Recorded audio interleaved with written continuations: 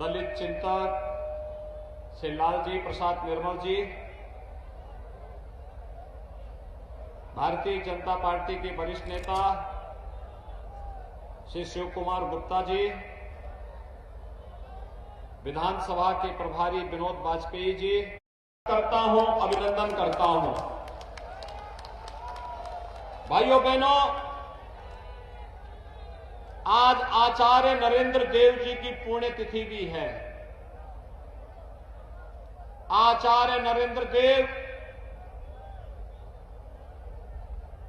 एक समाजवादी चिंतक थे, सही मायने में समाजवादी थे।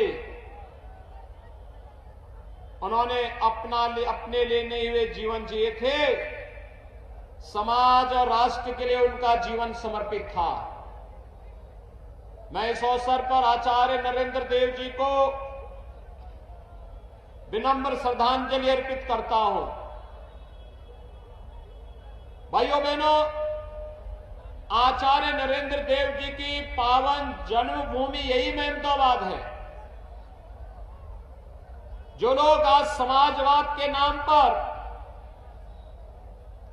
पूरे प्रदेश के अंदर जाकर के ढिंढोरा पीट रहे हैं, इन्होंने अगर आचार्य नरेंद्र देव, डॉक्टर राम मनोहर लोहिया जैसे समाजवादी चिंतकों से कुछ भी प्रेरणा ली होती तो आज के समाजवादी वास्तव में कुछ सुधरे हुए दिखाई देते। लेकिन जैसे इन्होंने तय कर दिया है कि ये सुधरेंगे नहीं, इन लोगों के नाम और काम में भारी अंतर है। नाम तो समाजवादी है, लेकिन काम आतंकवादी है, सोच परिवारवादी है। मैंने आतंकवादी इसलिए कहा, यद्यपि इसकी बहुरूपिया ब्रांड बन चुका है। ये दंगावादी भी है, तमंचावादी भी है, आतंकवादी भी है, परिवारवादी भी है। मैंने ये इसलिए कहा, कल गुजरात की अहमदाबाद की एक न्यायालय ने गुजरात के सीरियल बम ब्लास्ट में 38 आतंकवादियों को फांसी की सजा और आजीवन कारावास की सजा सुनाई है। भाइयों बहनों, उसमें से कुछ आतंकवादियों का संबंध उत्तर प्रदेश के आजमगढ़ से भी है, और उत्तर प्रदेश के आजमगढ़ से जिस आतंकवादी का संबंध है, उसमें से एक आतंकवादी समाजवादी पार्टी के मुखिया के साथ फोटो खिंचा करके समाजवादी पार्टी का प्रचार भी कर रहा है। ये समाजवादी पार्टी के वास्तविक चरित्र को देश और दुनिया के सामने प्रस्तुत करता है। और ये पहली बार नहीं हुआ। जब 2012 में श्रीमान अखिलेश यादव प्रदेश के मुख्यमंत्री बने थे और उस समय मुख्यमंत्री के रूप में प्रदेश की जनता के लिए पहला फैसला क्या होगा, यह निर्णय लेना था।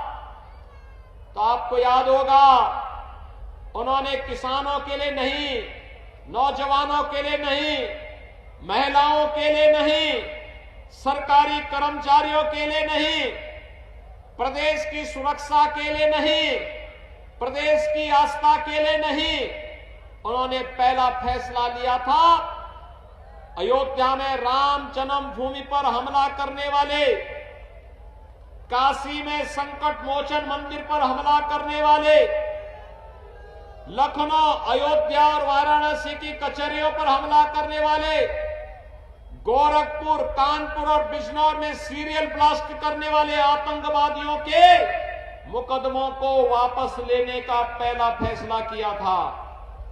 हम आभारी हैं माननीय न्यायालय के। उस समय के उच्च न्यायालय ने इसको स्टे किया था और स्थगन आदेश के बाद समाजवादी पार्टी की मंशा धूल दूसरी हुई थी, अन्यथा पूरा प्रदेश आतंकी घटनाओं से दहल रहा होता। और इसीलिए कल की घटना एक बार फिर से हम सभी की आंखों को खोलने वाला है।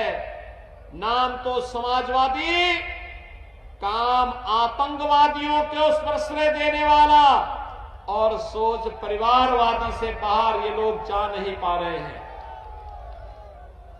भाइयों बहनों, 2017 के पहले प्रदेश के अंदर जो सरकारें थी, उनके पास न सुरक्षा का कोई एजेंडा था, न विकास का कोई विजन था, और न गरीब कल्याणकारी कार्यक्रम को आगे बढ़ाने की कोई सोच ही थी। प्रदेश में हर तीसरे दिन एक दंगा होता था, महीनों महीनों कर्फ्यू लगता था, माताएं बाजार नहीं जा पाती थी, बेटियां स्कूल नहीं जा पाती थी, नौजवान के रोजगार पर ये लोग डकैती डालते थे, कोई नौकरी निकलती थी, चाचा भतीजा और इनके महाभारत के सारे रिश्ते वसूली के लिए निकल पड़ते थे। और प्रदेश के अंदर प्रत्येक जनपद को इन्होंने डार्क जोन में बदल दिया था। भाइयों बहनों, 2017 के बाद आपकी ये सरकार भी आई है, भारतीय जनता पार्टी की डबल इंजन की सरकार। पिछले 5 साल में कोई दंगा सुना आपने? आज दंगा नहीं होता है, आज प्रदेश में दंगा नहीं होता, प्रदेश में आज कर्फ्यू नहीं लगता है, बाजारों में आज बमबाजी नहीं होती है। आज प्रदेश में कर्फ्यू और दंगा की दुस्साहस किसी की नहीं।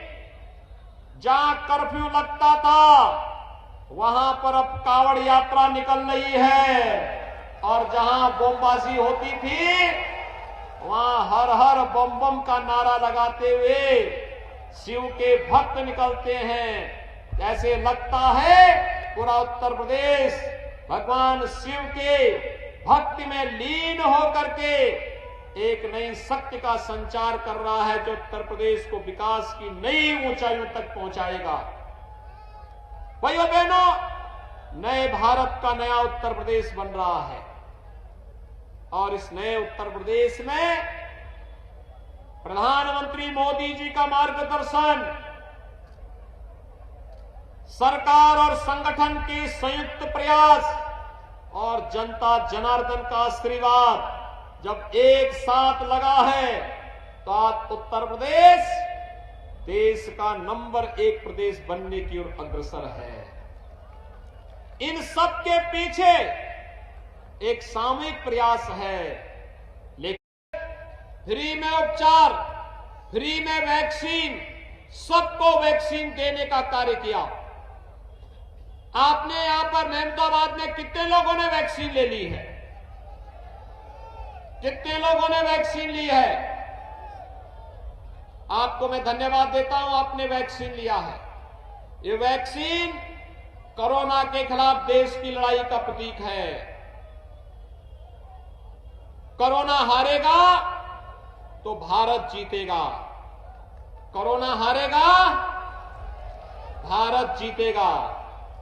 और जो लोग कोरोना के समय वैक्सीन के खिलाफ दुष्प्रचार करते थे, कहते थे वैक्सीन नहीं लेंगे क्योंकि ये भाजपा का वैक्सीन है, ये मोदी वैक्सीन है, आज उनको करारा जवाब दिए जाने की आवश्यकता है कि कोरोना की 3rd वेव कब आई, कब चली गई, कोई पता नहीं, क्योंकि हर व्यक्ति ने वैक्सीन ले लिया था, टीका ले लिया था।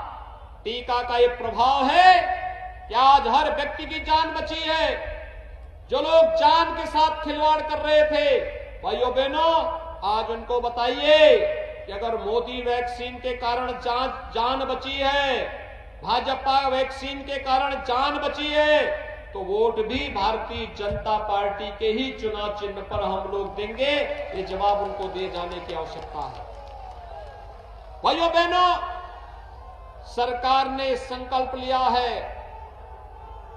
भारतीय जनता पार्टी की डबल इंजन की सरकार प्रदेश के अंदर सुरक्षा, प्रत्येक नागरिक के जीवन में खुशहाली, प्रत्येक प्रदेश के बिना भेदभाव के प्रत्येक जनपद में विकास की योजना को लेकर के प्रभावी ढंग से आगे बढ़ेगी।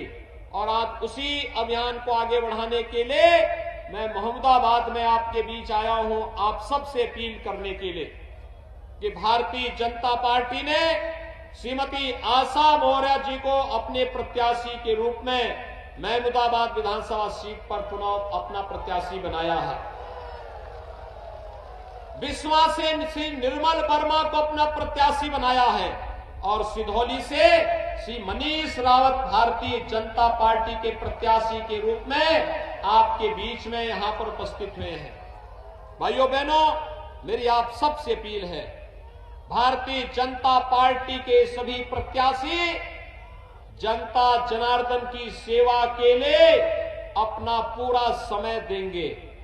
और इसके लिए आवश्यक है, अगर आप चाहते हैं प्रदेश दंगा मुक्त रहे, भय मुक्त रहे, कर्फ्यू मुक्त रहे, विकास की योजनाएं जिस तेजी के साथ पिछले 5 वर्षों के अंदर बिना भेदभाव के गांव, गरीब, किसान, नौजवान, महिलाएं और समाज के प्रत्येक व्यक्ति तक पहुंची हैं, ये योजनाएं इसी प्रकार से चलती रहे। इसके लिए आवश्यक है प्रदेश के अंदर एक मजबूत सरकार की और डबल इंजन की ही सरकार हो सकती है, जो आपको सुरक्षा और विकास के मुद्दे पर आगे बढ़ाने का कार्य कर सकती है। लेकिन मजबूत सरकार के लिए महमूदाबाद, सिधौली और बिस्वा से भारतीय जनता पार्टी के प्रत्याशियों का विजयी होना आवश्यक है। क्या आप सभी सहमत हैं? सभी लोग सहमत हैं? भारतीय जनता पार्टी के प्रत्याशियों को विजयी बनाएंगे। दोनों हाथ ला करके सड़क के उस पार के लोग भी मुझे बताएं, तीनों प्रत्याशी आ जाए भैया। जनता का अभिवादन करें और आपसे जनता जनार्दन से मैं अपील करूंगा कि हमारे तीनों प्रत्याशियों को अपना आशीर्वाद दें। दोनों हाथ ला करके मेरे साथ बोलेंगे, भारत माता की, भारत माता की, भारत माता की।